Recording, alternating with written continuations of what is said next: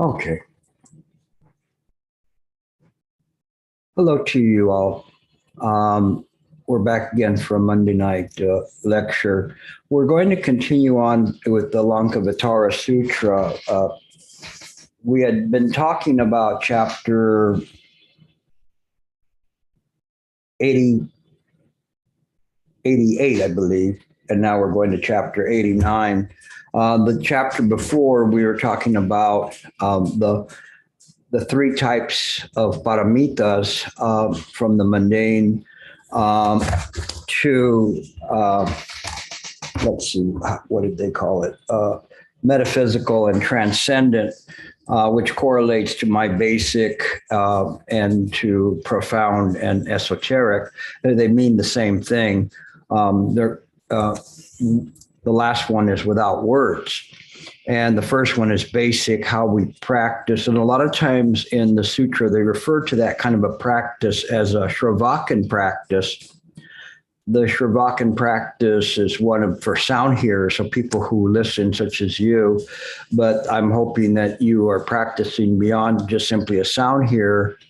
Oftentimes in the Mind Work Forum, people ask questions and they're coming from the point of view of a Shravakan, a sound hearer, and interpreting what I'm saying in lectures. But they are they're speaking in basic terms, and I'm constantly trying to elevate the practitioners to see the potential of the profound. And also the possibility of the esoteric. And every once in a while, somebody strikes gold. I hate to say that because then everybody's going to go out and get a shovel and a bucket and start mining. But I really do want you to mine, but just different kind of mining. But in any case, it's something that is important for us to understand this, and Senta is giving you a lead to where you could find this particular part that I'm presenting today. And we're going to get into a little bit more deeper. I didn't realize how deep it was until I started reading it. And it's kind of funny because at first it doesn't make sense, and then later on it makes sense, and then you kind of follow along with it.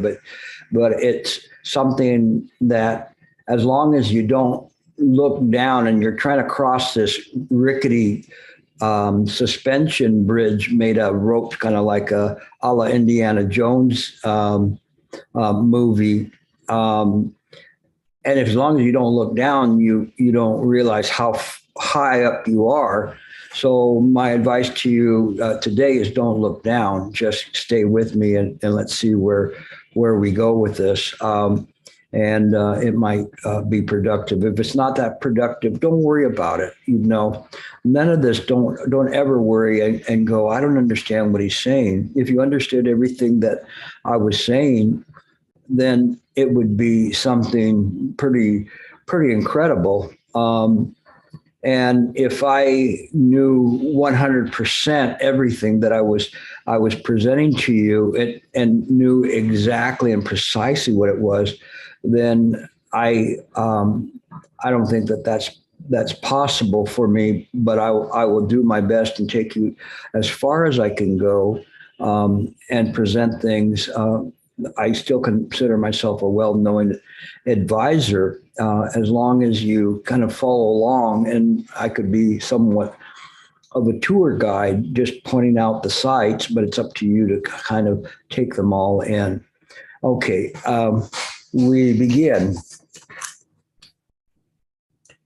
Again, we're in the Lankavatara Sutra. The main proponent here is Mahamati. And Mahamati's been asking questions throughout the whole book, and he never stops asking questions, which is really what a practitioner is somebody that's asking questions and asking the tough questions, not just the easy questions. And it's very funny because sometimes beginners ask very tough questions. They don't even know how tough they are, just simply because they have this kind of a blissful ignorance about what it is. And then after a while, when they start realizing it, they start hesitating to ask those questions.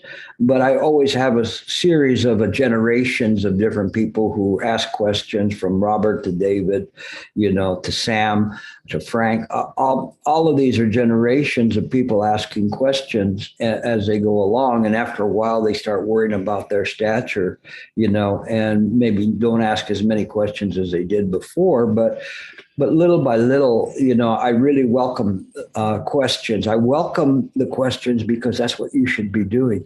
You should always be questioning yourself, always questioning mind, always questioning your understanding. It's healthy for you to do that.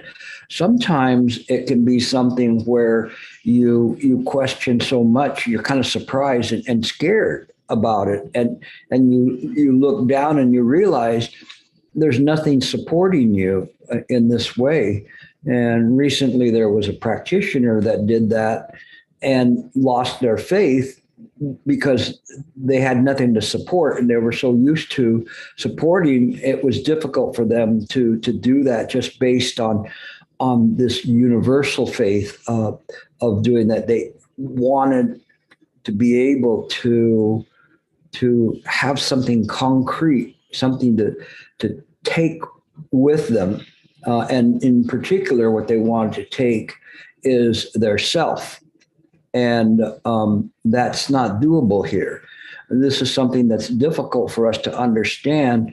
And it's the point of this particular part of the Lankavatara that we're going to talk about, is ultimately the issue is one of that there is no self here.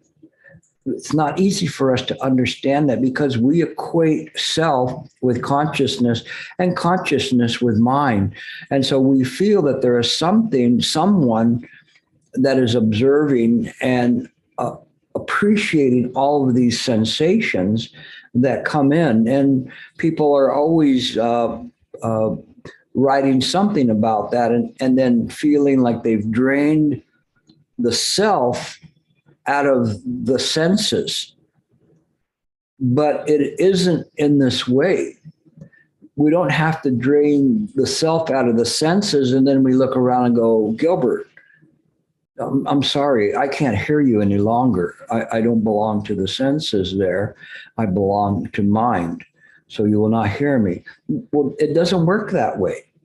But that's how some people understand this, and it can't go that way.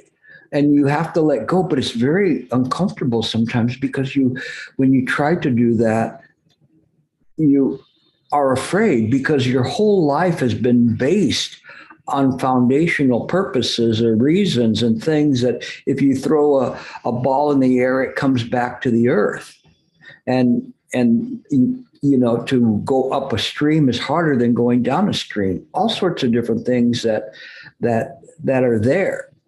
And you base your whole idea of existence on these phenomenal occurrences. But then along comes a well-known advisor or the sutra or a bodhisattva, and they tell you that none of this is real. But our only reaction to that is to throw everything out at that moment. So if this is not real, out it goes. We don't have the wisdom to understand Nagarjuna's two truths. And I constantly come back to it because I think it's a strong foundation of Chan, that this idea of apparent reality and absolute reality, the apparent reality appearing and constantly changing.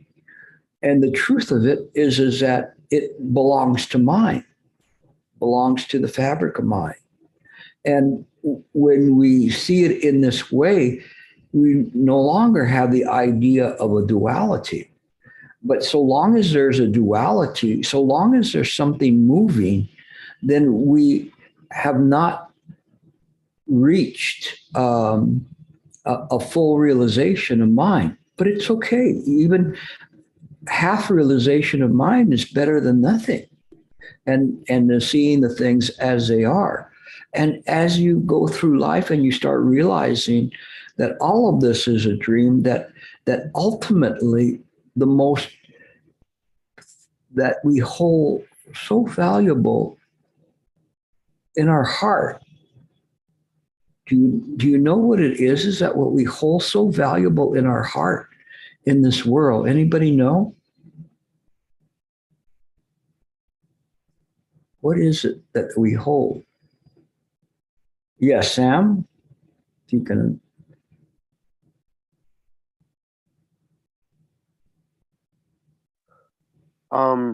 I would say maybe love at that point. I would say most people probably hold love in some shape or form most dearest to their heart. Yes, but what kind of love? Mm. Oh, first of all, this is a trick Chan question. It is not as what it appears to be. Go ahead, you can answer. I figured, but I'm willing to fall face first. I'll say most commonly is probably romantic love or like familial love, like among your family or family friends or close friends. You're getting Um, warmer. Self love, love That's of right. objects, or self love. Okay. No, not you didn't say cell phone, right? What did you say? Self love. Self-love, self-love, self-conceit, egocentrism. Like That, loving your idea of yourself, like who that's you think what you are. that's what we hold most precious. And that is our mistake. That's our fundamental ignorance. I want to become enlightened. I want to do this. I want you to stop yelling at me. I want you to give me a present. I want you to give me a hug. You know, I want to hug you. I don't want to hug you. Everything there is guided around this idea of the self. And that is what's scary with people because when they have this idea of the self, they don't want to get rid of it. Why? Because they love the self. They love the self. They don't want to give it up. It's like saying, okay, you can go on, but you can't take Gilbert with you. What do you mean? But we're a package, you know? If I'm Gilbert, no, you're mine. No, I'm Gilbert mind. And so we try to change everything into Gilbert mind or self mind. We don't understand that. This is why they say that it's transcendent. It's transcendent because it's changing the idea that we look at everything, not from the viewpoint of a self centrism, but from the viewpoint of just mind. It's hard for us to do that because we constantly keep slipping back into that notch of the self. We feel comfortable there. We grew up with ourself. We've known ourself our entire life. But have we really? We never really looked to see if that self was an imposter. Who, me?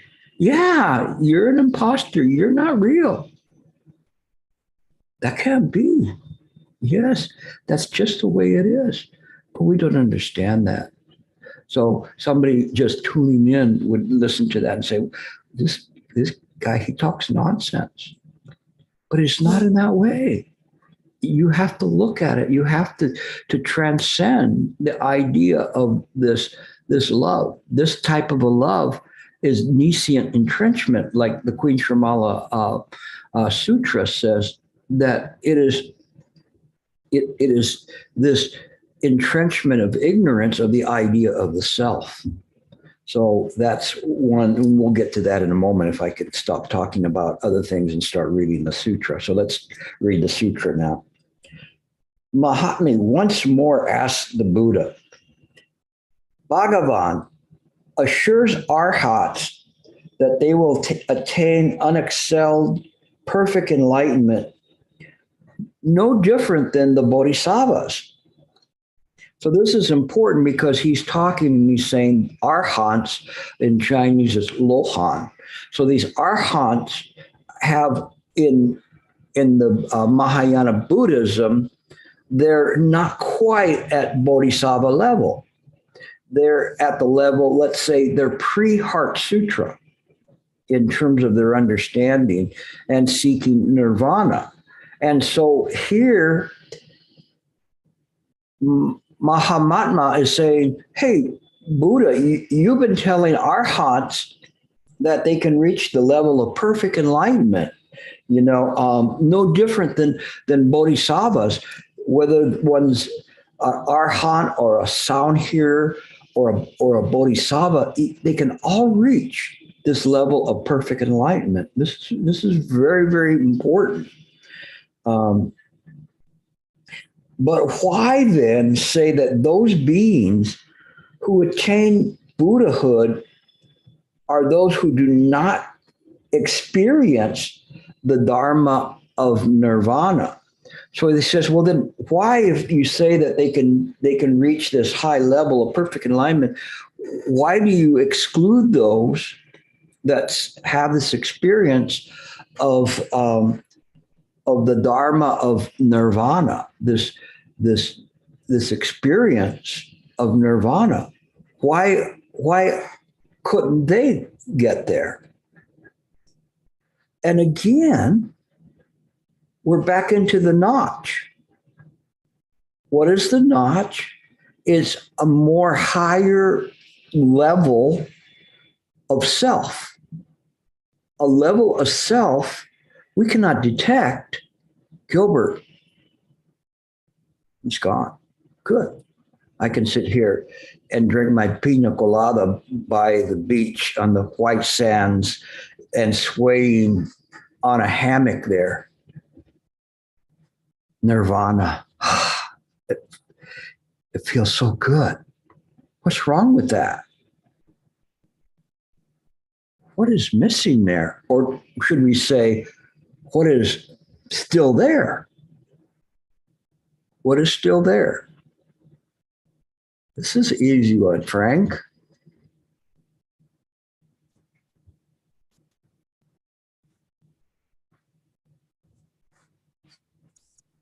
The sense of self experiencing nirvana.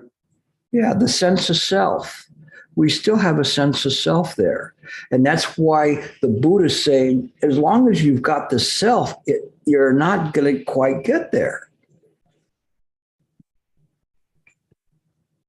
And why do you say that from the time Buddhas first attain enlightenment until the time they enter nirvana, they do not speak or respond with a single word, or that because Tathagatas are always in samadhi, they don't reason or reflect. So if there's a Buddha, a Tathagata, and they don't reason or reflect. Interesting, right? It's kind of like in those old vampire movies, right? If you held a mirror up to a vampire, they don't reflect. So the Buddhas, don't quote me and say Gilbert said the Buddhas are like vampires. The thing is that the Buddha is the mirror. Whatever reflects on it is the Buddha, but you cannot say that the Buddha is reflected in the mirror. What would you see? Who would see it? You see, it doesn't make any sense. Buddhism is a very tight, contained system of theory of how mind operates. It has to be impeccable. It has to be perfect. If it's not perfect, it doesn't make sense. And they're going through all of this process to point this out, to clarify this. It's very, very high level, but if you let yourself go and you literally let yourself go, you can communicate with this.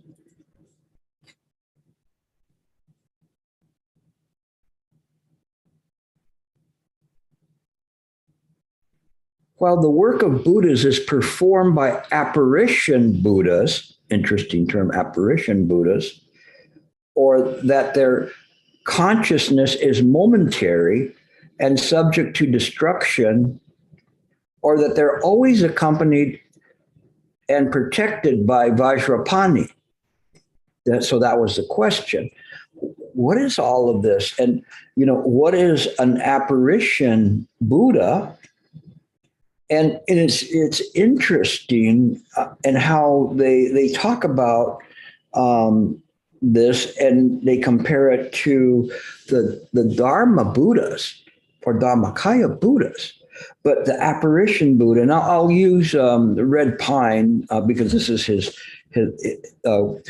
translation of this, his footnote, and he says, Vajrapani is the name of one of the three protective deities of every Buddha. As his name indicates, he is usually depicted wielding a Vajra or a thunderbolt. And so this is designed to cut through all of the illusions. And this idea of an apparition Buddha comes up later on, but it is that which assists us, and Vajrapani assists us. And we can use the power of the mind to seek the assistance of the Vajrapani for protection and to advance. Does they exist or not exist? It's apparition. Does an apparition exist? It exists as an apparition, but it exists because it is mine. But we can't take that further. We can't. It's Bitcoin phenomenology. So it's phenomenal, and not in a good way. It's an appearance. And why do you not point out the ultimate beginning? Why in all of your Buddha knowledge do you not point out when everything started? What do you think? Sages, why doesn't the Buddha point out when everything started? Come on, some of you heavy hitters, take a shot at it.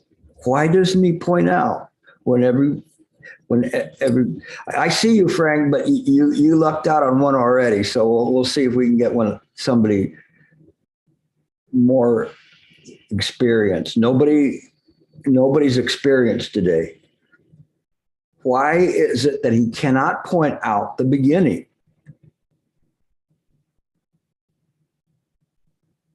Nobody knows. I'm not going to tell you. I'm going to have the Buddha scold you himself. Okay, he explains that in a little bit. But you have to know why can't he point out when this all started? Michael comes up. Yeah, I would think. Okay, this is a physics question. Right? Absolutely. So go ahead. Go for it. Because the physics can't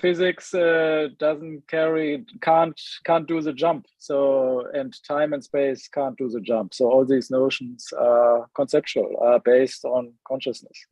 So they are not good. They cannot transcend. And what time zone is the Buddha? Is in the present moment. So no time or any time. So it doesn't apply. So there wouldn't be a place to plant a flag saying existence started here. No, it's beyond time and space and beyond consciousness. Yeah, I love the concept of one quantum physicist that said the whole entire universe and everything was just like a giant cosmic taco that folded over onto itself like that. And so this is the answer is that there is no time or space. So it's like we're trying to plant a flag somewhere that there's nowhere to plant it.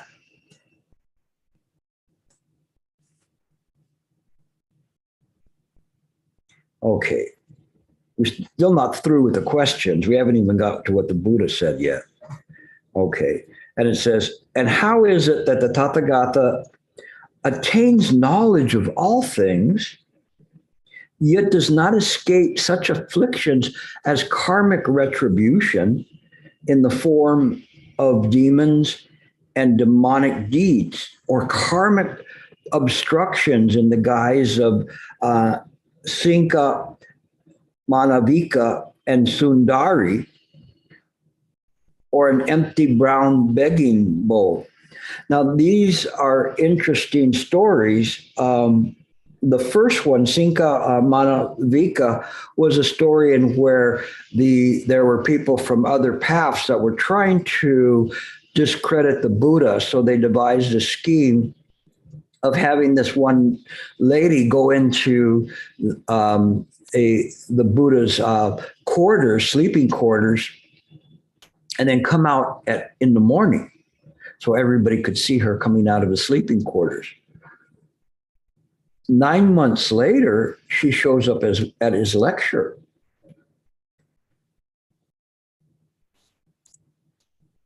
Fully fulfilled, 9 months advanced in her pregnancy. And the people saw her at the back of the room and they were shocked because they remembered, that's the one that came out of his room like 9 months ago. Oh my God. And she's with child. And the Buddha just said to her, come and see me, please come. He wasn't shocked. He wasn't doing anything. He was just saying, please come. And as she was beginning to walk towards him, she got so scared and nervous and so shameful of her deception. She started shaking so much that before she got halfway to see the Buddha, all of the pillows and the bedding fell out of her belly. And lo and behold, she wasn't pregnant. But she couldn't stand up and to face the Buddha. She was so afraid of that and seeing what the consequences were that this happened. So he's asking, what about this? Why would that happen to you? You're the Buddha and these things happen to you. What could that be? People are going to be talking about you and saying things about you, and you're the Buddha. Couldn't you stop that?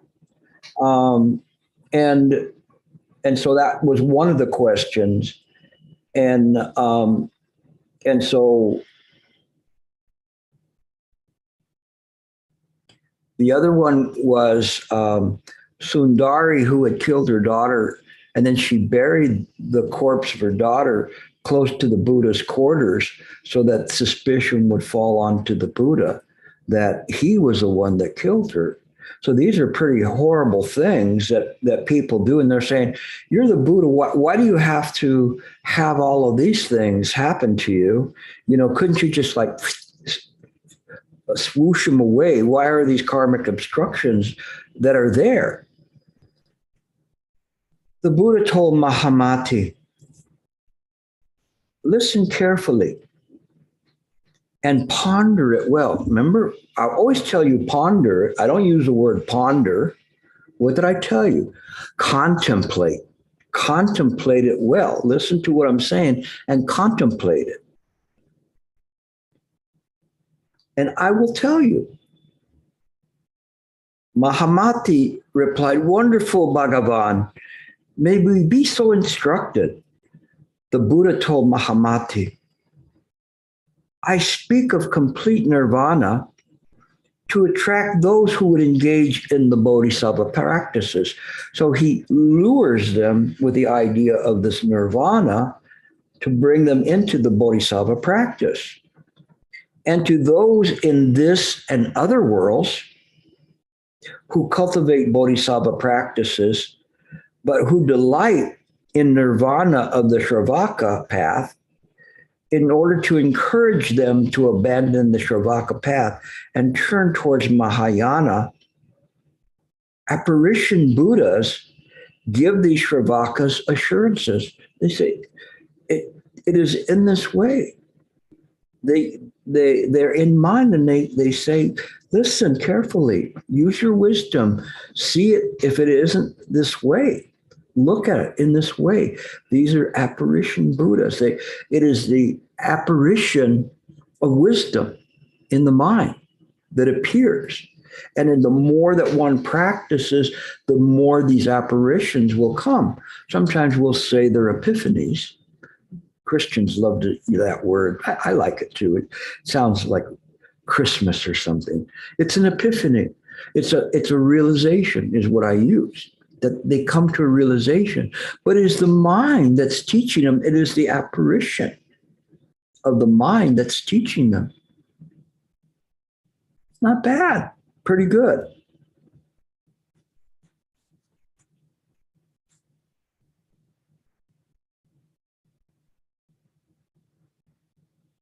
Not Dharmata Buddhas. So here is the term that I was searching for, Dharmata Buddhas.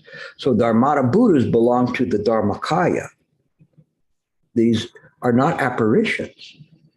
This is the mind ground. This is the absolute. Apparition Buddhas are appearances.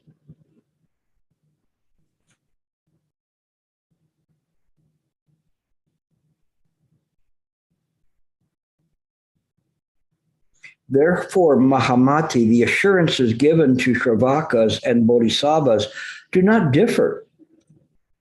Mahamati, what doesn't differ is the taste of liberation. And he's talking about the taste, meaning an experience of it. You know, it's like, this is my cheap way of putting in my coffee. So if I have a coffee and I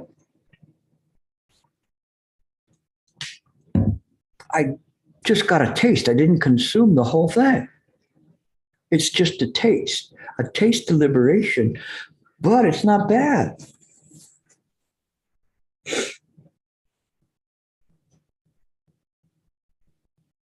When Shravakas and Pratika Buddhas are Buddhas that have reached a realization outside of conventional practices or practices of Buddha Dharma. Or Buddhas or Tathagatas get rid of the obstruction of passion, not when they get rid of the obstruction of knowledge. So it says, Mahamati, what doesn't differ is the taste of liberation when Shravakas, all the way up to Tathagatas, get rid of the obstruction of passion, not when they get rid of the obstruction of knowledge. Interesting, because it is this passion that is, you could say, a really great vexing klesa, or what klesa is a passion, this obstruction, this craving, this wanting of something, whether it's I want you to go away or I want you to get closer to me. I want this or I don't want this. When those passions subside, then the mind begins to settle. It is not when we get rid of the knowledge. So the knowledge per se is not necessarily bad, even if it's just simply worldly knowledge. It is little by little getting rid of the passions put into perspective.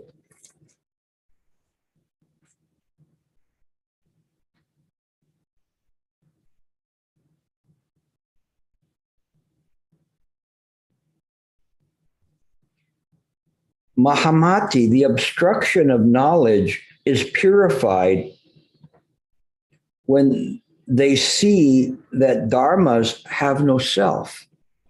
So this is as we begin to allow the passions to subside. The passions are driven by the self and increase the self. But if the passions begin to dissipate, then the knowledge that we have is no longer the worldly knowledge. It begins to see things as a Buddha would see it, not as somebody that's looking and seeing selves or viewing things from a selfish viewpoint. It sees things as they are. And then in that way, that knowledge or this obstruction of knowledge is no longer an obstruction. It is just simply the wisdom of the Buddha. So that's why he says the obstruction of knowledge is purified. So we don't have to get rid of knowledge. It's not like we want to dumb everybody down, and say, don't use that ox cart. Why? It's too smart. Why would you do that? We need to stay primitive. It's not that kind of inane analysis. It is the idea of converting this knowledge to the knowledge of the Buddha. We see that giving rise to passion gives rise to self, giving rise to self gives rise to this ignorance of vexations and desires. But if we reverse engineer it, we're right with mind.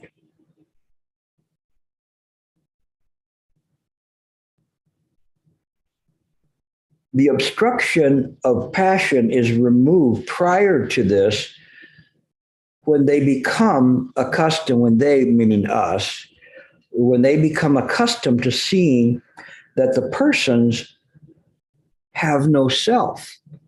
So this idea of passion is removed prior. So those passions subside before this knowledge is purified. It's the same knowledge. It's just purified because it's no longer using the knowledge to advance some kind of a selfish goal. It's just the knowledge that the Buddhists can use to carry out the functions in the samsaric world. The obstructions of passion is removed prior to this when they become accustomed to seeing the persons have no self. It is when the seventh consciousness ceases that they are liberated from the obstruction of dharmas. So it is then when this seventh consciousness ceases that everything is liberated from the idea of phenomena. We see the phenomena and we go, oh, this is a good pen. I'm so stupid because I didn't put the cap on it, but I'll put it on. But I like the color yellow and it's a nice highlighter or whatever. We just go on forever having opinions of stuff.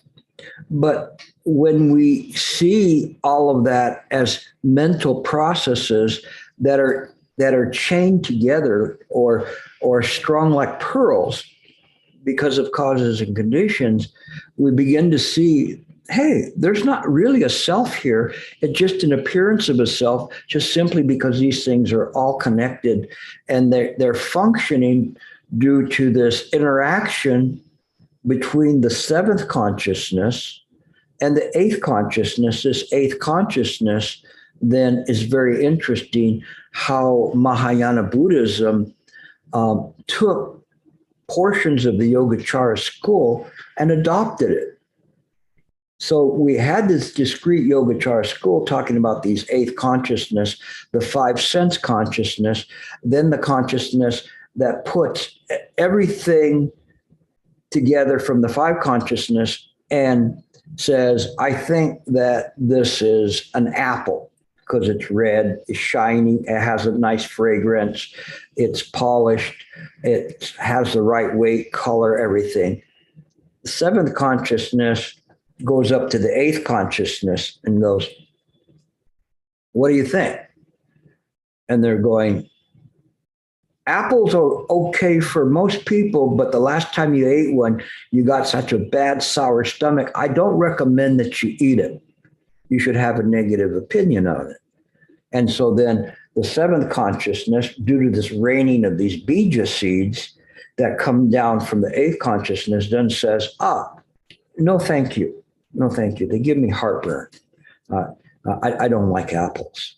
Okay. And so if you see an apple, then every time you see one, no, I don't want an apple. Have you ever loved eating something so much that you ate it until you finally got sick of it and can't even see another one of them? Could be cookies, popcorn, you name it, whatever it is. Dumplings. I'm sure some Chinese overate dumplings at one time or another. So in any case, how could that change? You know, if it's real, it should always be the same. But it's all causes and conditions. The important part here in terms of what the Lanka is doing is it's using the Yogacara school to explain this and explain how this functioning happens to show there's no self. That the seventh consciousness, when there is no longer any kind of a holding on to passions, it dissipates to the point that there is no longer seeing an ego, personality, or life and being. And as a result, there is no self.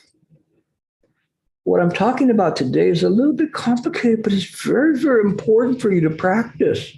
Because once you know this, then you know how to deal with the ego.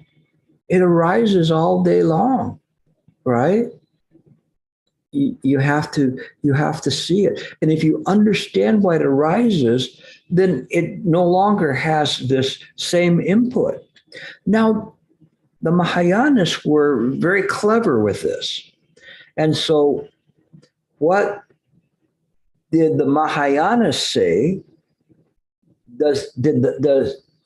If there's no self, does the eighth consciousness disappear? Yes or no? Anybody know the answer? Come on, I know you guys know. Santa, don't look like a deer in the headlights. Just answer for them. I move along. The eighth consciousness is still there. And what is it called then?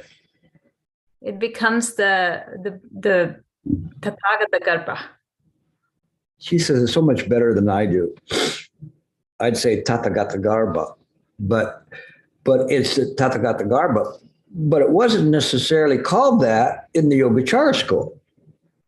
So there's this blending in Shan of all of these schools and mixing them because they all make sense. They're just coming at them from a little bit different viewpoint, but it's wonderful when you see this.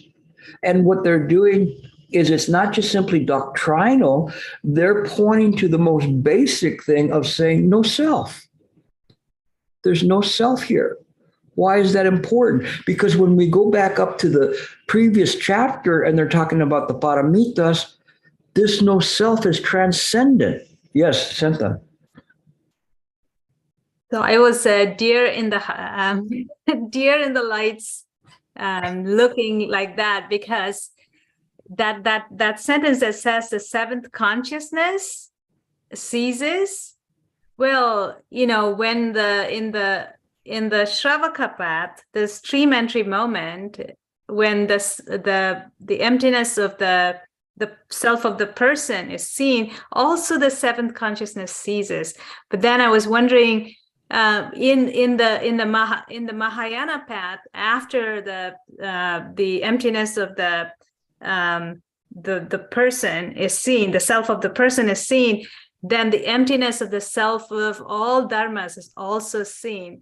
So what I just realized is that when the emptiness of all the dharmas are not seen, there is still the self. It's just very, very subtle. There's still a subject, because how can there be objects without a subject? It's just really, really subtle.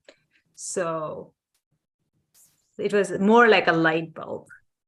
It is. If you go back and look at some of the stuff I've been saying on mind work, you'll see there's that kind of a subtleness there to that, and saying exactly that there's still a duality, but it's so subtle that it's right up next to the object, so one cannot detect that there's a difference there, that there's this. It is just simply saying, oh, object is seen, therefore, I'm in mind with no self. Well, who said that? And so the object, like you say, cannot be suspended in this way.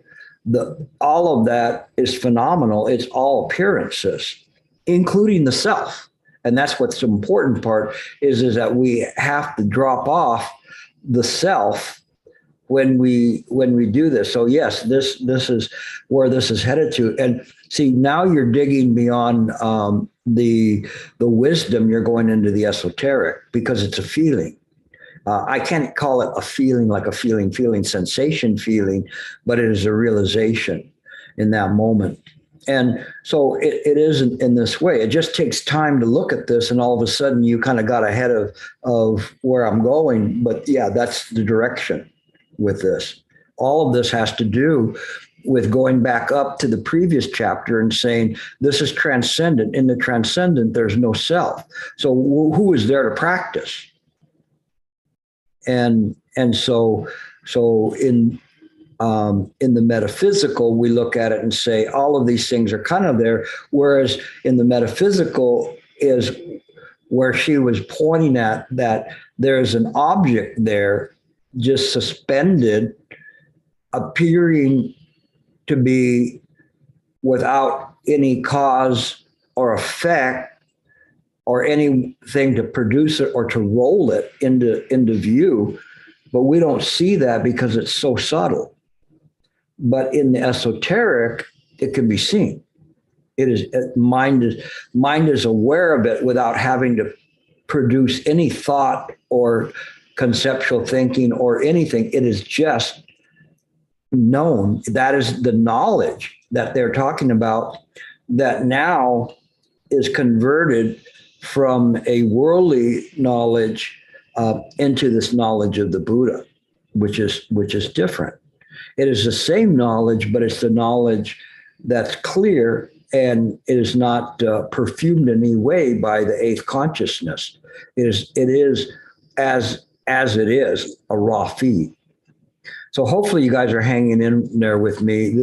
Like I said, this was not going to be an easy one, but it's quite beneficial if you can hang in there and work on it. This is quite a bit for you to look at. Let's see if I can find out where I was at. I'll go back a little bit just to reiterate what was said. Mahamati, the obstruction of knowledge, is purified when they see that the dharmas have no self. So it is the obstruction of knowledge, not knowledge itself, that is purified. The knowledge is purified. And then it is when the seventh consciousness ceases that they're liberated from the obstruction of dharmas. And it is when the habit energy of the repository consciousness ceases that the purification is complete. So the repository consciousness is the eighth consciousness, the alaya vijnana, or sometimes called the storehouse consciousness or repository consciousness. It's where everything is there. You could call it the Dharmakaya, in terms of that, where everything comes from, and ultimately where everything goes to, it's the Tathagata Garbha. It is this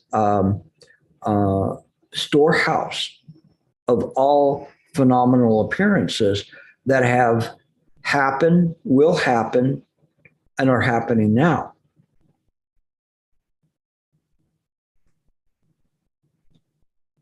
Because I rely on the underlying reality,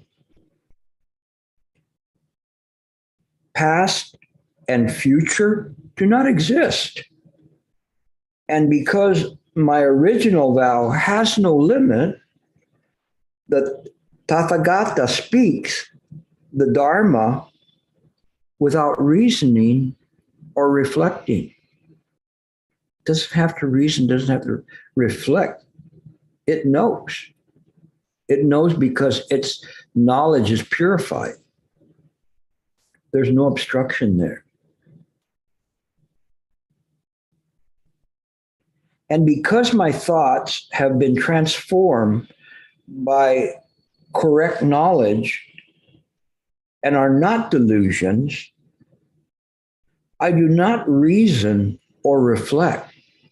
So this knowledge is there. It doesn't have to ponder. It doesn't have to create a sequential thinking process.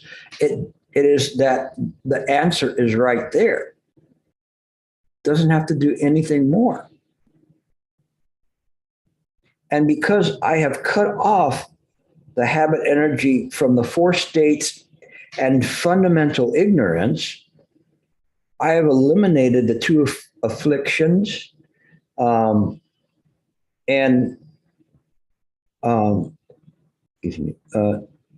transcended the two types of death, the knowledge, or the big death and the little death, the death of the body and the death of the ego. Realize that the two kinds of no self and remove the two obstructions. So it's saying here that because I've cut off the habit energy of the four states are come from the five states of affliction, which includes the fundamental ignorance. And the four states are wrong views, attachment to desire, attachment to form, attachment to formlessness, and fundamental ignorance. And this is very close to what the Queen Shrimal's Lineswar Sutra talks about of the sources of afflictions and attachment to things. Very, very similar. And the last one, fundamental ignorance, is this nescient entrenchment.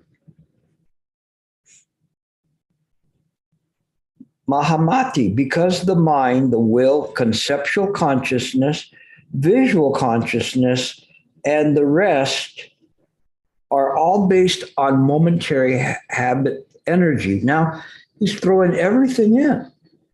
He's saying the mind, the will, mind, you could say consciousness, will, volition, conceptual consciousness, which is their visual consciousness, and the rest are all based on momentary habit energy.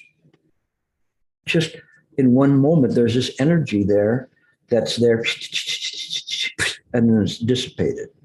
But we can bring it back again. They are devoid of good, non-karmic qualities that do not result in samsara.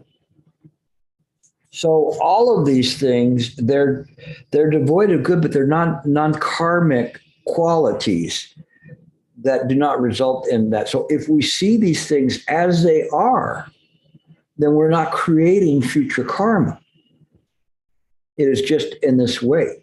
And they do not result in the samsara being all the machinations that we see around us that define who we are, we believe define who we are and what we're doing, whether we've got whatever we have in our room and whatever our room looks like, whatever it is, all of those things, we see that, but it's all samsara.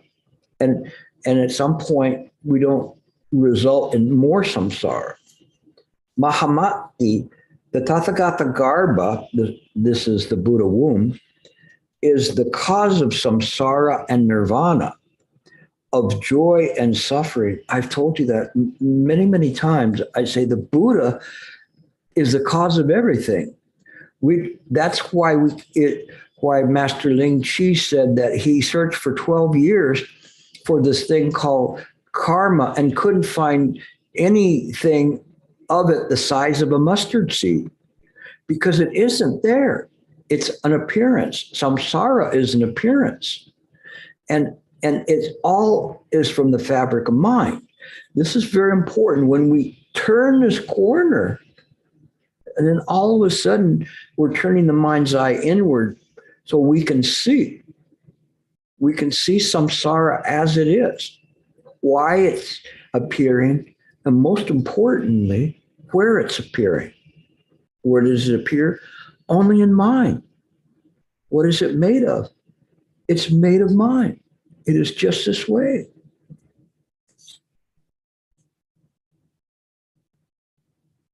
But because their minds are confused by emptiness, this is something foolish people cannot fathom, cannot understand, because they don't understand that. They're confused by the emptiness of things. We're seeing things and they don't understand it. So they don't see that in this way. A little bit more. Mahamati, those who are accompanied and protected by Vajrapani are apparition Buddhas, not real Buddhas, not real Tathagatas. Mahamati, real Tathagatas are beyond the range of the senses. The range of the senses of Shravakas, Pratika Buddha, and followers of other paths is limited. It's limited. Why? Because it only can appear in a samsaric apparition. And that samsaric apparition is governed by certain rules. It's not governed by the rules of the Buddha mind. It is something within the Buddha mind appearing and limited to the causes and conditions of pratika samappada that's occurring within that apparition. I might have confused you a little bit, right? But hopefully you can hang in there with this, because what I'm saying is that all of this is created by the mind. It's not something separate. That's why there's so much effort going into separating out Shravakas, Pratika Buddhas, and those from different paths that then deem that all of these appearances in outer paths are a product of some celestial being divining everything and creating everything. Whereas the Buddhist doctrine does not go to there. It does not say that the Buddha is like some supreme entity moving chess pieces all around. I mean, that's been around since the dawn of philosophy, whether we're talking about the Greeks, the Romans, and their mythology, right? And then Christianity, which borrowed a lot of their mythology to go forward with it. And, you don't have to be a historian to see those kinds of things of the notions of a Hercules, half man, half God type entities and things. And the Buddhists are coming in and saying, no, this is not how it is. It is produced by mind. There is not a supreme mind being that's governing all of this. And that's the difference, because with that idea of pratika samappada, it puts responsibility directly on all of us for everything that happens around us. And it puts responsibility of uplifting the humanity. And when I talk about humanity, it's not necessarily humans as humanity. It should be like uplifting beings of all nature. Okay, let me see if there's anything left I can glean out of this. So he said that those ranges are limited. Also because they dwell in the bliss of whatever is present and the knowledge and forbearance of realization, they're not the ones protected by Vajrapani. So because they're clinging to this world, they're not protected by the mind that wants to go further, that wants to explore this and begins to open up. It's like a flower that begins to slowly open. At some point we say, oh, that's a beautiful flower. We've never seen it like a lotus flower that opens up to its full bloom, full potential. We don't understand that, but it is in this way. So hopefully this helped you. I know that it is quite a bit, but I want to challenge you here. I don't want to just simply give you something that you already understand. What good would that be? I want to put you kind of on this uneasy cusp of trying to see like push you more, push you. You already are there, and it's kind of like it's like you smelling the soup. You're trying to do that, and then I just come by and just push your head into it, and now you just go, wow, and you go, I like soup. I just don't like it all over my face. But little by little, you'll become accustomed to it. So in any case, that's kind of where we're at for tonight. I thank you all for listening, and hopefully you'll have some questions.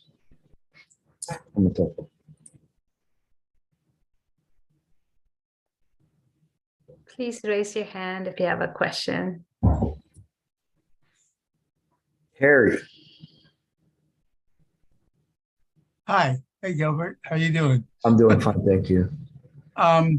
So in that passage about the Tathagata giving rise to nirvana and samsara, the equivalent in the awakening of faith, it says that ignorance arises on the basis of suchness, right? That tends to use the suchness for that kind of state. So when the alaya consciousness transforms and it becomes either the Amala consciousness or the great mirror wisdom, it's pointless to talk about self, you or me. But when you talk about the alaya vijnaya, which is, according to the awakening of faith, the illusion of defilement, it's not defiled, I think, ultimately, but we think we can't see beyond that. Does it make sense to say, I have an alaya vijnaya, which is different from your alaya vijnaya? That's my question. No, because that would create a duality, actually a quadruality, your duality and my duality, in that. Because the storehouse consciousness incorporates, by its definition, let's say, especially with its alliance with Mahayana, higher Mahayana thinking,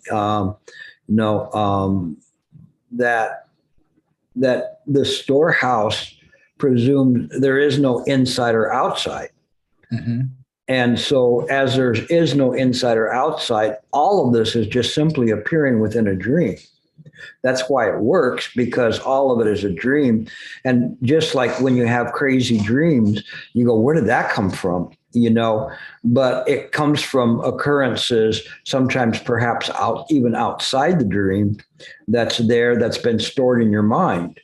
And, I often said, thank goodness I don't have them anymore. Maybe that's telling me something. But I used to have dreams that I just realized that I was signed up for a class that I never bought the book, and I never even went to the class, and I didn't even know where the test is at. And I had those for 30, 40 years after I was out of law school. And it's just those things, they have nothing to do with that. They had nothing to do with the dream. They just come in. But it's all part and parcel of the alaya vijnana. All of those things are operating and triggering. There is no inside or outside. We talk about the bija seeds raining down into the seventh consciousness, but I think sometimes it's easier to see it as one just kind of a swamp that's there, and just kind of mushed around. But when it's purified, then it becomes clear, and we no longer see it that way. So the idea of saying your eighth consciousness and my eighth consciousness, then my eighth consciousness obviously can beat up your eighth consciousness. So. But in any case, it's not in that way. I try to see it a little bit different, even though we use analogies to try to help us. But sometimes analogies themselves can limit us because we have to put those things down, and which is not easy. But you grew up in California, right? I grew up in White Plains, so we have different memories. Right. So those are all just dreams. That's something that one could hold on to think that there is a difference. What do you think of that? Yeah, you should look at the Dharmata Vibhaga, the what's it called, distinguishing the phenomenal nature, or something like that. And the real, yeah. And it talks about shared experiences and unshared experiences, and it's quite succinct, and it might be helpful to you to look at that to see what experiences that we share, let's say, that are common bija seeds, community seeds, versus those seeds that are peculiar to the events surrounding this little part of the marsh of wherever we're at. Mhm. Okay. So take a look at that and see if that helps you, because I totally understand your question, and your question is a good one. That's why it was addressed. It was one of the Tathagata Garbha, I guess they call it a sutra, of the Maitreya as lessons, and it's very, very helpful to read those, because it takes you beyond, just sitting on a cushion and looking at that. But then when you go back to that cushion, you know exactly what's happening. Mhm. So I think that would probably be helpful, because that's one of the ones I was looking at. I was going like, wow, like I'm not worthy, when you start reading stuff like that, and you're just going like, these people were so far advanced, 2,000 years ago, and you're looking at it and you're just overwhelmed by the way they see things. So when I'm saying that as an open invitation to all of you to explore these, because they're absolutely wonderful ones. And from that same, I'll call it a sutra, there is the concept of non-conceptual wakefulness, and which is very, very important, because it ties into all of that as well. This non-conceptual wakefulness, which is what I call awareness, right? I've been saying that for years. It's awareness. They just come up with a nice, fancier term for it. But I'm looking at it and going, that's it. That's what it is. And it's so comforting when you have a piece that clicks in like that. And so I do invite you all to read that. And if somebody can put down the exact, I don't know if if you can do that or not, the reference point. Let me see.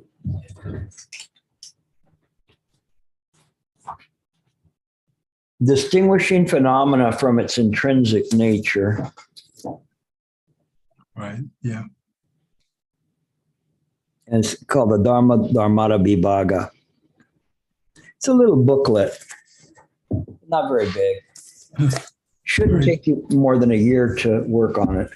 Yes. Right, and penetrate. Thank you, Gilbert. You're welcome. Your questions are always welcome, as always are your comments, because they're germane to what I'm talking about. And it serves like a bridge between people that are almost getting there, and you kind of like pull them up with you. So I appreciate that. So thank you. Okay, David.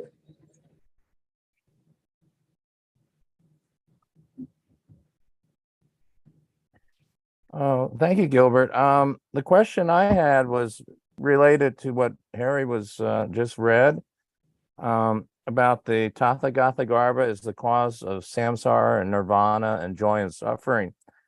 And my question is about the next sentence that says, just because their minds are confused by emptiness, this is something foolish people cannot fathom. And my question is, what is the Buddha describing and using emptiness? What is he saying there? Because when we take our world around us as real, and we take it to be form, whether we're in the form desire realm, the formless realm, we see those things as being real. But when we don't understand that they're emptiness, they're truly emptiness, and they're confused by emptiness because that's all it is. It's not, the phenomenal world is empty. That's what the Heart Sutra said, that form is emptiness, right? So don't be confused with the manner in which he's saying it. He's saying it as it is. So he's not speaking to the people that just graduated as to Chan 101 how to sit on a cushion. He's presuming that you have some ability to understand this, and that question is directed right to you. It was right there. It was for you to jump on the hook. Okay, it is in this way. So it is something that, as I was reading it, I was thinking, this will probably trip David up. Of course. And because you're going to go, wait, isn't emptiness good? Like we're saying form is another emptiness. But it is in this way. But if we're confused by that and we're looking at everything and saying, this watch is empty, whatever it is, this head is empty, whatever it is, it doesn't matter. When we see things in this way, it changes the way that we perceive the world. We're confused. We believe that the dream is real. So in the dream, you win the lotto ticket, right? And you're there. I got it. And all you're holding is a sock you pulled off last night. Go and cash that and see if it's real. So that's the answer to the question. Yes. Okay. I've got CAG, CCT.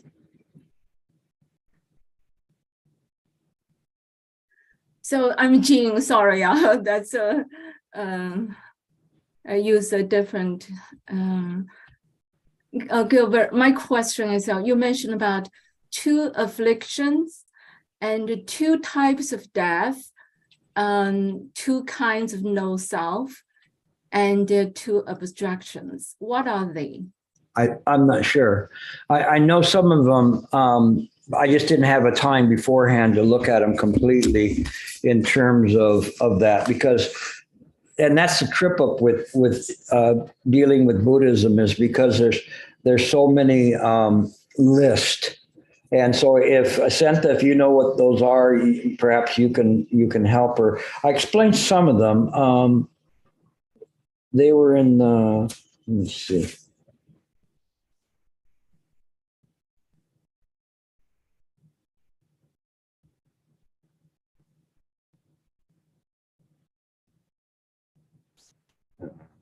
Do you remember where you saw them, or you just, because you must have read them. It's in the sutra you just talking about. Yes. Read. Let me see what page. I just have to see where they were at, and they was talking about. Let me see here. No, I couldn't. It's like talking about it because I have cut off a habit of energy from 4 stage and fundamental ignorance. okay, because it says have eliminated the 2 afflictions. Transcended from 2 types of death, realized 2 kinds of no It self. says most likely meant are afflictions arising from projections and those inherent in the 8 forms of consciousness. And I kind of glossed over it because to explain this would be a bit of a diversion, but essentially it's saying arising from projections and those inherent in the 8 form of consciousness is saying these are how these afflictions, how these attachments to form appear. So they appear because they're seen as a projection and taken to be real because of that. And likewise, from the Yogacara school, as we see these appearances in mind, they're taken by the 7th consciousness to be real. when in fact they're not. So we're afflicted by that, the afflictions then being the ignorance of believing those to be real, when all they are is appearances, and thus they're empty. So that's the two afflictions transcended by two types of death. I talked about those. The two kinds of no self, and removed the two obstructions. It's interesting because I was looking to Red Pine to bail me out here, and he didn't he didn't come through on those. But Santha, I think, can shed some light. Let's see. The two kinds of self, that's clear, that that's the self of the subject and the self of the objects. So that's the two kinds of no self. And the two types of deaths is, Gilbert talked about it in the lecture itself, is the physical death and the death of the self. So Gilbert mentioned that. And then the other thing is obstructions. So I'm just going to read it from the from reference. So the obstruction of defilements and the obstructions of what remains to be known. So if you can think of defilements as the coarse, the defilements are the coarse obstructions. And when the coarse obstructions are dissolved, there is still the subtle obstructions remaining. So the coarse and the subtle obstructions. And through the course of our practice, we begin to rely less on the worldly knowledge and more on the natural knowledge, this let's say polished knowledge. I forgot what the specific word was, the purified knowledge that's there. And so there's still, as we practice, there's more to be known about that.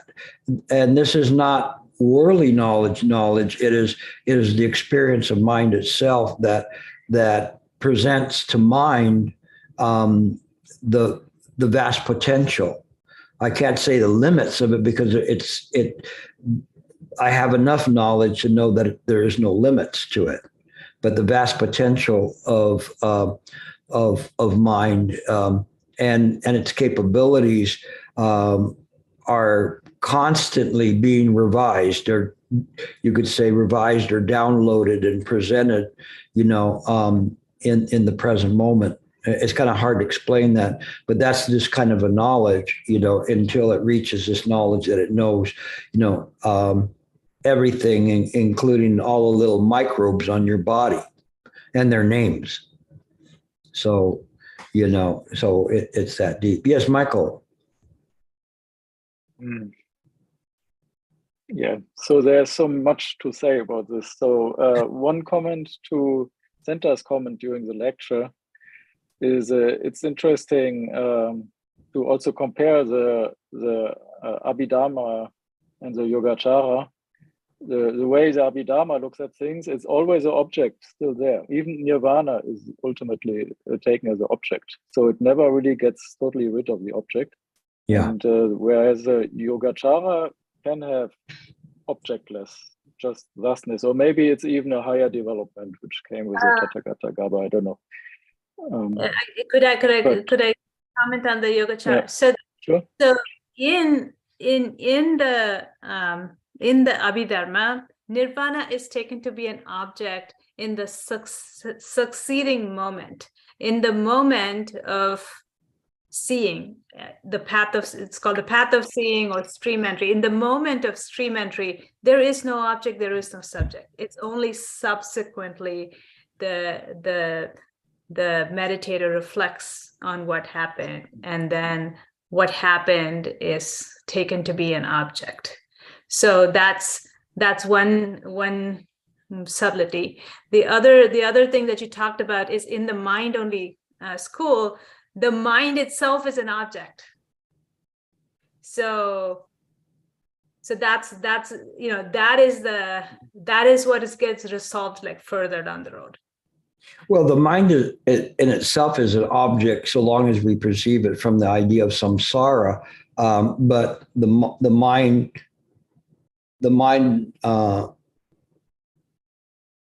you can't take it any farther than suchness or thusness of it. But we lose that. But if we call it an object, it's the same as saying that about nirvana, which you are correct. And that's exactly what was being stated in this chapter, was letting go of the self. We have to let go of this idea, which, Michael, you were saying about the Abhidharma, and still saying that there's a reality there. And this reality, and holding on to that, and holding on to this concept of nirvana as it's presented, not necessarily nirvana in its pristine way, but as it's presented as an arrival point, then falls short of understanding Buddha Dharma, because just like Sentha was saying, that there's still something there, that's still an object. And that was kind of my point. And this was really good, the way that they did this, and they followed up with this, the three types of paramitas to explain further.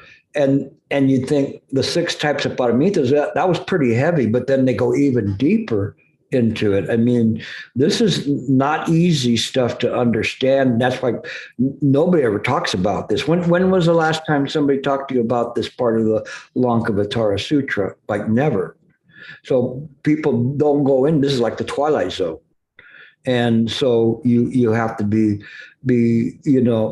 confident enough to be able to do that. And you have to be brave enough to follow me there. So it's good. What you are doing is reflecting very good questions and comments in terms of what we're doing, showing that you were following along. So I do thank you for that. Harry came back up. Hold on, you're still muted.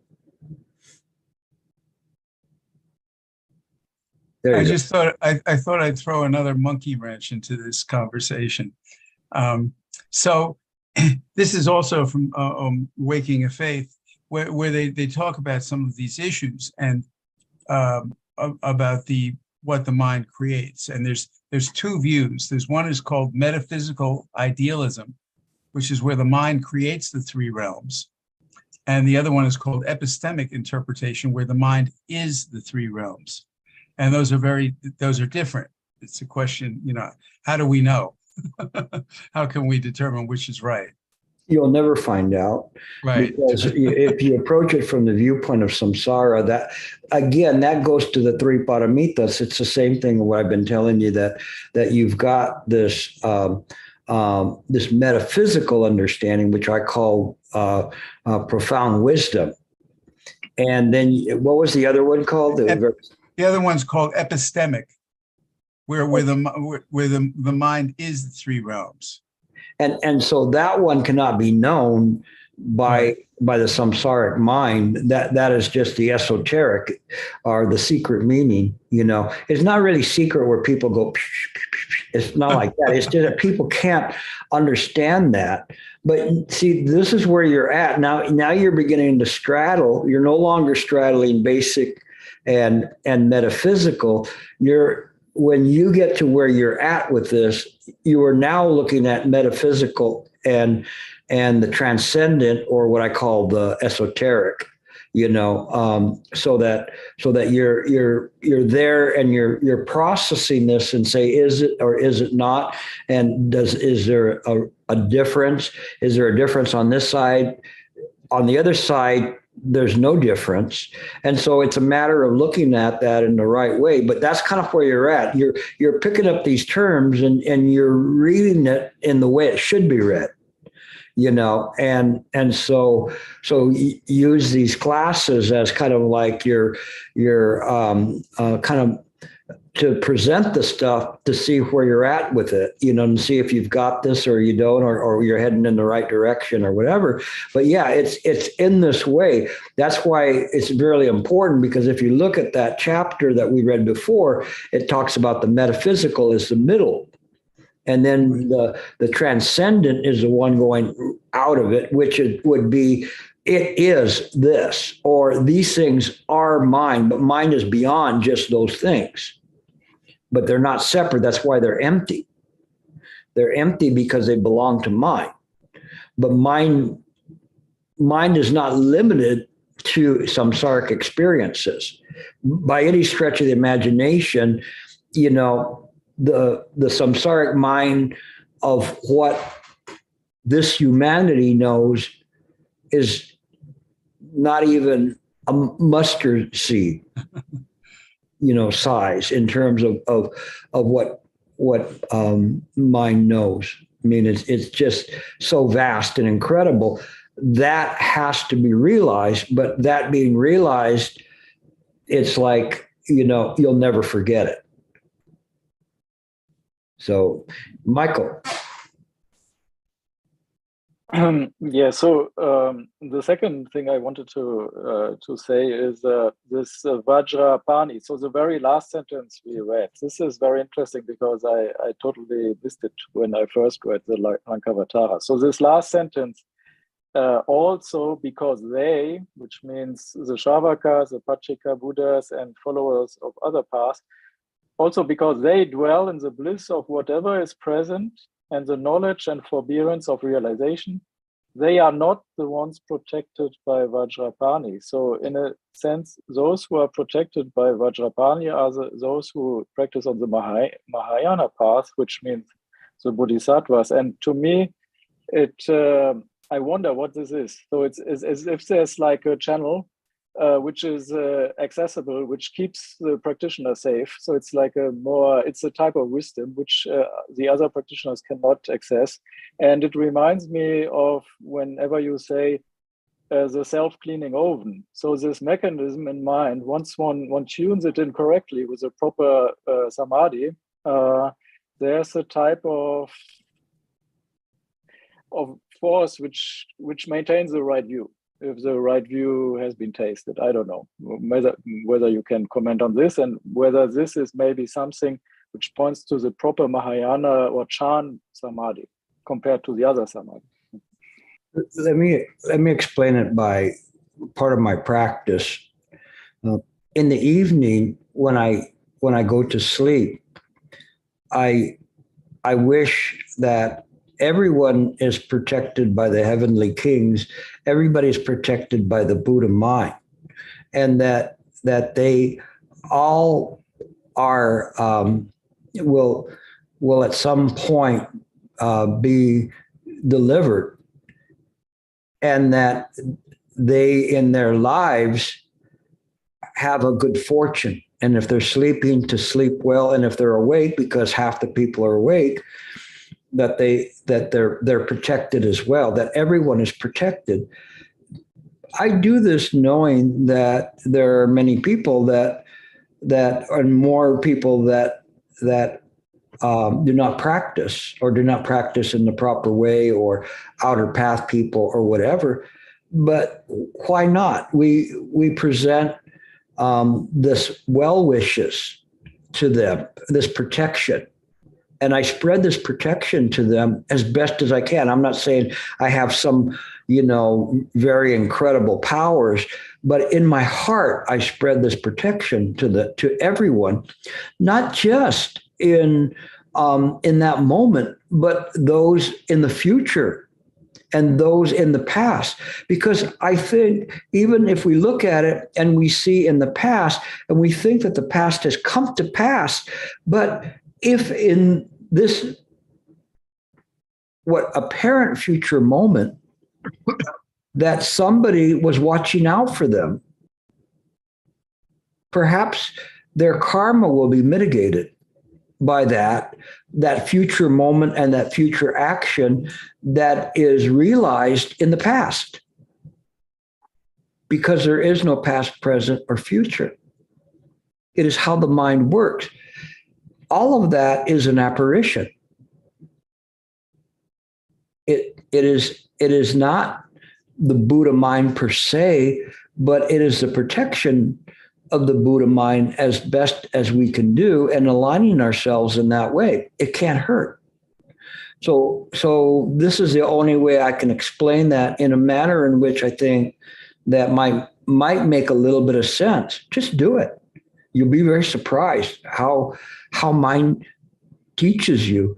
When I do things like that, mind, this Vajrapani, protects me and shows me the way. Not bad. And that's the way it is. I'm saying this in a very sincere way. This is how mind works. And if we can open our heart like that, it's incredible. It's so powerful. And again, it has nothing to do with me. It is just the utilization of the potentiality of mind. We don't really have no idea how powerful the mind is.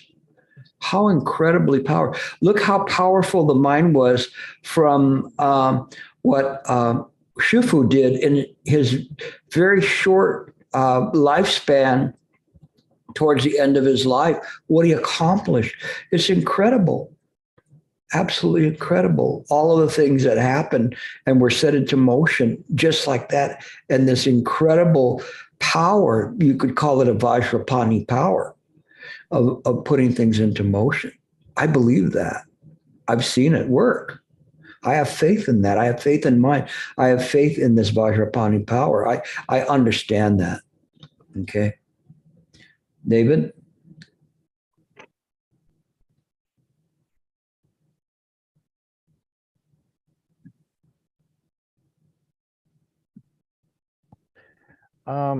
Okay. Maybe a little bit off this. This might be kind of a crazy question, but are the various bodhisattvas also protectors in the same way? Like, say, Kuan Yin Bodhisattva or Manjushri? Do they protect certain areas or something? Or of course they're protectors. That isn't, let's say, their primary function or focus. You have to understand Manjushri and Avalokiteshvara or Kuan Yin Bodhisattva. They're all, how would you say, they are representations of our own mind. And in this way, one stands for compassion, one stands for wisdom. right, yeah. But they also serve as protectors, in that way. But they're not different than this very mind that you're using now. That's why in the esoteric, you can unlock that kind of a power. And you see things from a different viewpoint. Rather than seeing them as deities, you see them as a component of mind. And in that way, it works. Okay. It comes with time. This is something that little by little will work. Okay. Sam. Hey, thank you, Gilbert. My question is actually probably going to be a little bit more simple. In terms of the habit energy of fundamental ignorance, and it says that you won't be able to see clearly until those stop. Besides meditation, what are some direct methods or just preferred methods for cutting through this habit energy? You see, in the present moment, you maintain the mind calmly and seeing things that are arising, understand that everything arising does not arise from happenstance, from just by luck. Everything happens for a reason. And if when you understand that, then you are mindful through body, speech, and mind in the present moment, what to put in there, what to put into the environment to make the environment more wholesome, to make it more harmonious. That may be in conflict with the idea of your own ego, but you find the ways to do that, and to find the way to be able to sometimes hold your tongue. Today I was with a client that was upset because of the high cost of litigation that has nothing to do with me. And, but the other side wanted to continue going on with the case. I believe my client will ultimately win and win decisively, but it's going to cost him money. And so he's angry and he's starting to lash out at me for charging him, for doing the work that I was hired to do, which is kind of a ridiculous thing, right? But when you're angry, you just want to bite everybody like a wild dog. So he clearly was not in the present moment, but I did not take the bait to fight with him about all of this. I just maintained my calmness, realizing that prudence was the better part of valor, and just talked to him very calmly. There was not anything I could do to change his emotions, but I could have made it worse. And so sometimes it's using that kind of knowledge, even the mundane knowledge of things, that helps us understand how to harmonize. And that's the way you practice. You can't get enlightened sitting on a cushion. It is very, very rare that will happen. There's a lot of stuff that has to be done to be able to do that. And that's why they call it Pratika Buddha, because the Pratika Buddha is somebody that gets, wins the lotto, but doesn't know how to do anything with the money because they've never had that money before. So by and large, they go, what happened to the money? Well, I spent it, and it's gone. So the thing is that is the practice, to choose the Buddha moment to moment. It is a choice, moment to moment. If you're sitting on the cushion, choose sitting and holding the meditation method. It's very simple. We make it complicated. We make it difficult. Okay?